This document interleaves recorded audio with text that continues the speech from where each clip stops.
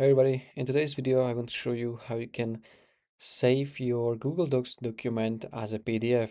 So this works also if you have multiple tabs like me.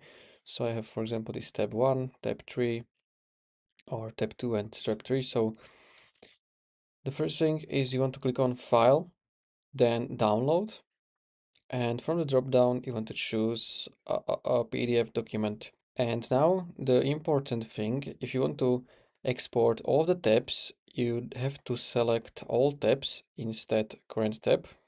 Then click on export. And now this should export this PDF file. As you can see, there is this issue where it's created another three tabs, which are like tab 1, tab 2, tab 3. So what we can do is that we can remove them, but we have to again save this as a PDF again. So I'm gonna click on this printer over here, and where it says pages, we want to select custom. And here you can set which pages you want to print. So I'm gonna select number 2. So this is our first page. Another page should be number 4, all right. Then I think 5.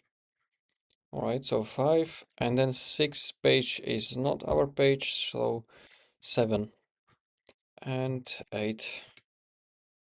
Yes, this is it. So those are the pages which I want to save. So I'm gonna click on save. I can name it, I don't know, test. And now if you open your download folder on your computer, you can find this file. So I can drag it on my desktop.